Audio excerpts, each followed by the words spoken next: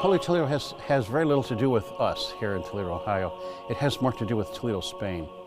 Toledo, Spain was the religious and secular capital of the Kingdom of Spain for a long, long time before they moved to Madrid. And that whole notion of the holiness of the cathedral in Toledo, which is a monumental building, it makes this look like a midget church.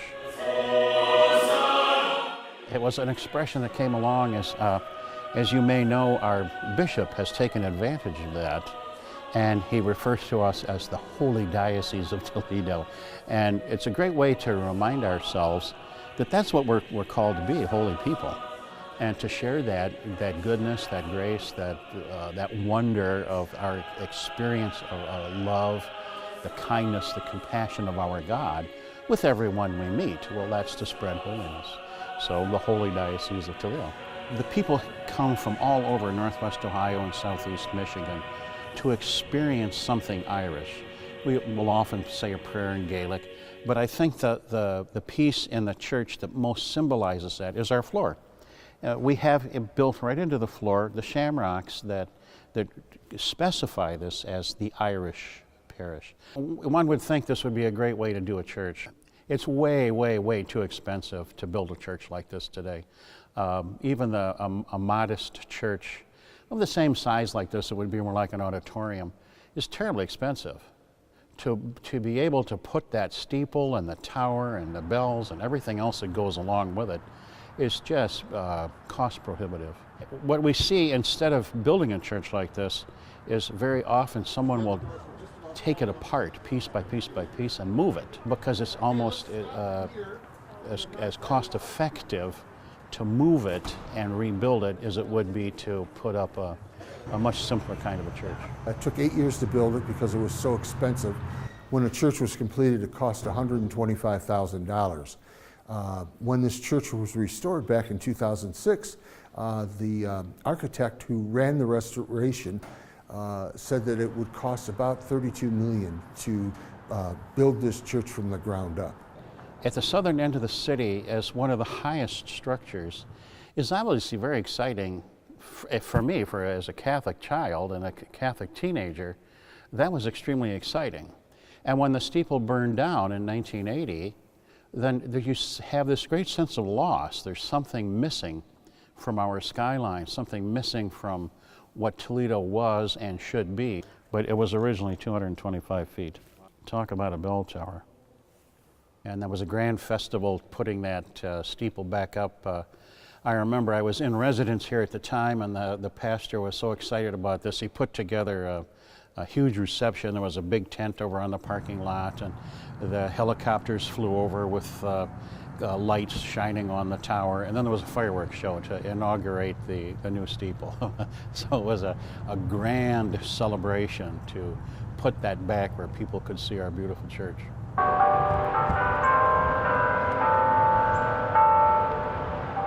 The steeples in Toledo are famous. All of those are a summons to a faith community.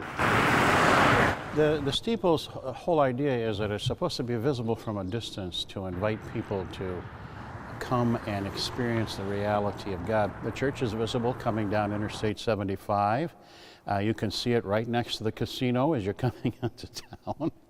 The steeple, it represents our attempt to reach the heavens, to aspire to touch God and somehow have God touch our lives in a more real way.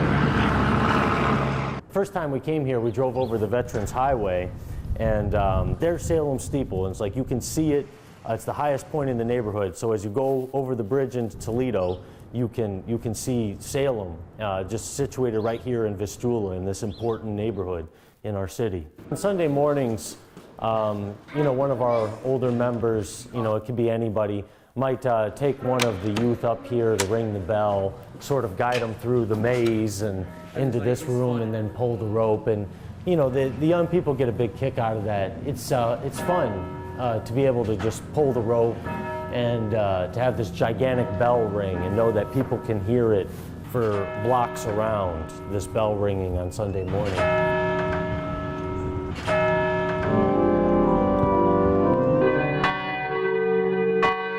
at that. I've never been up here. This is cool. I didn't know there was this much room up here, to tell you the truth. They built a frame church and a big steeple so that you could see it. So you could find it as you were coming down the road. You know, we didn't have GPS back then. My father rang the bell here for about, at least 50 years. And now my cousin rings it. In 1999, we had a New Year's party, New Year's Eve. And we came up here and we took turns. We rang it 2,000 times. I can see the cleaning lady hasn't been here to dust lately. That's the toll bell. It comes up and goes bong. I don't ever remember it squeaking like that. WD-40. Up here, you can see Lake Erie. No, it doesn't want to.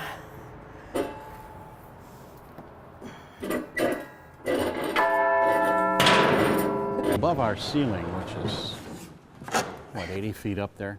Catwalk that goes from the back of the church to the front of the church. There is a 30-foot opening up there between the roof and the vault of our ceiling.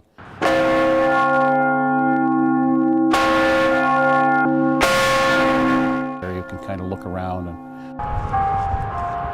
look way down. When you look at these old traditional churches, you can always pick them out from a long ways away. We had a lot of older members. Unfortunately, most of them are gone. And so we decided to stick with some of the older ways. We haven't gone, we used liturgy, but not new liturgy. We love the old hymns. We do a few new ones here and there. People told us back in the 1960s if we didn't move, we were going to be gone. And we are still here when some others aren't. I found where it said that this was called the church that beer built because of having the two brewery families.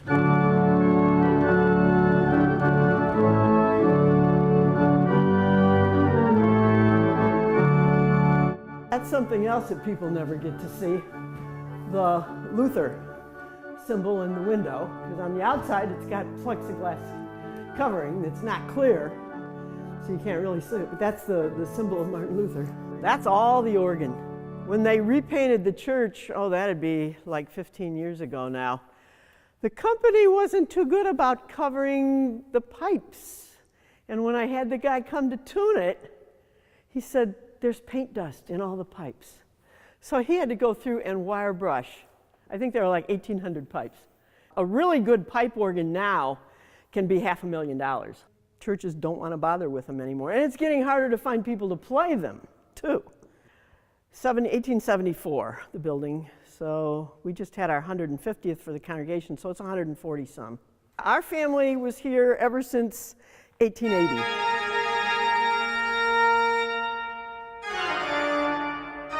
1886, they decided to build this church. It's with German people that came over to work in the breweries around here. They built a frame church and a big steeple so that you could see it. So you could find it as you were coming down the road. You know, we didn't have GPS back then. And then, of course, they'd ring a bell if they could afford to have a bell. It's a way to identify where the church is. And the bell is to let you know that we are open and we're having some kind of service, or that we are welcoming, which is a big thing here at St. Lucas. And we do a lot of outreach here at St. Lucas. We communicate with our community a lot during the day. We are welcoming of all people, no matter what your mental health is, your disabilities, or your gender identity. Most people, to begin with, would settle right around their church. And that way they could get to church, and this was their community, as it is now. Salem is a mission congregation now, so she went from being the first Lutheran church in Toledo and giving birth to many of the other churches in the area that are Lutheran, to being a congregation that is helped out by all of those congregations in order to serve the North End. The North End pretty much is composed of some convenience stores and some nonprofits and not much else. And even those are kind of in short supply. And so the North End ends up being a place in a lot of economic need.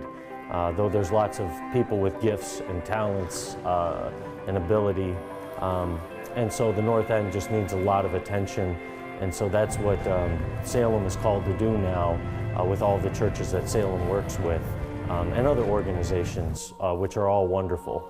Most inner city Lutheran churches aren't quite this nice. I mean, we still have, paint that's not completely desecrated, at least in most areas. And I mean, we've been fortunate enough to have the altar still in really good shape for as old as it is. It's, some of the spires are twisting and warping, but most of it's pretty great. The pews are in good condition, and so we really have been fortunate, and we have good people here who help us take care of that. And the neighborhood folks treat it well too. We have older pews that are divided down the middle, so families could have those pews, or you could separate the congregation by men and women, which is what they used to do back in the day. Up front too, we also have a Roman Catholic altar, which is unusual for a Protestant congregation like ours to have had 175 years ago.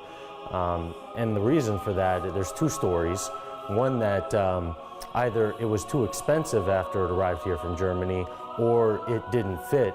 And since I don't know which one of those stories is true, I just tell people that it was both. And so Salem ended up buying this Roman Catholic altar and then installing it up front in the church. And it's very ornate German craftsmanship, and it has a tabernacle and comes with statues of St. Peter and St. Paul. And St. Paul has the sword of righteousness, and St. Peter has the keys to the kingdom, which back in the day would have meant something very different. It would have meant that the Roman Catholic Church had the keys to the kingdom, and maybe the Protestants didn't. Nowadays, I think people are a lot more gracious than that, and but it's interesting because we always had the statue with the keys. So, I mean, my favorite part about this entire church is working with the folks in our neighborhood.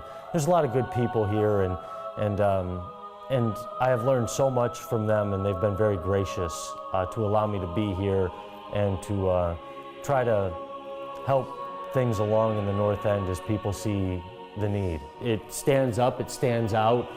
People can locate the church easily, so it's both practical and theological. It's pointing the way towards God. I mean, it's not like we literally think that, God is on this part of up, but, it's a metaphor. So, yeah, it's like a big metaphor. They built this, obviously stained glass windows are intended to tell a story.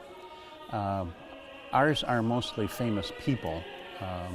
The apostles in the main windows, the conversion of Ireland in the west transept, the nativity of Jesus over here in the east transept. The famous doctors of the church are up here in the front. And the artistry of our stained glass windows is, it's truly phenomenal what they were able to do in what we call the good old days. Today's stained glass is much more figurative rather than literal. It's much more abstract than realistic. They were put in for the 50th anniversary in 1914, and the ones on this side were all donated by people in the Grasser family, which was the Grasser Brewery.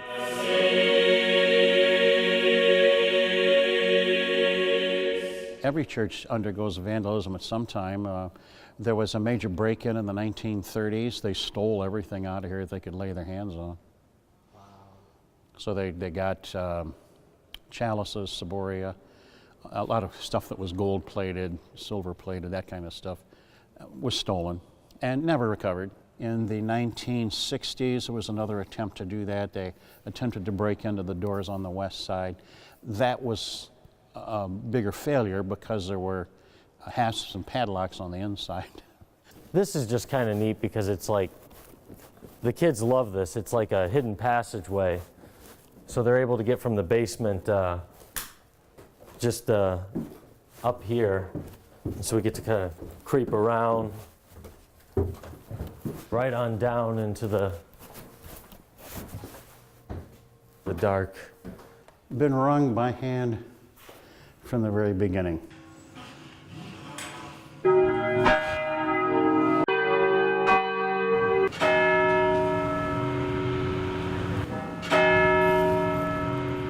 There, anybody who's not awake in the inner city yet now is. As a matter of fact, there's a lot of people that don't necessarily live here, but maybe used to. And some people are still part of families that go way back in our history. I recall when one of our pastors was called back to celebrate with his parish, that it was closing and he was going to celebrate the last Mass, and he's looking out and there's a huge crowd. He said, if y'all were here every Sunday, we wouldn't have this problem. But our any faith community transitions, it moves along, it grows up. Its children go out and look for better work, better places, better homes. And so we can find that the stable population moves out into the suburbs, moves somewhere else, and there's no one then to take care of the tremendous expenses of a place like this.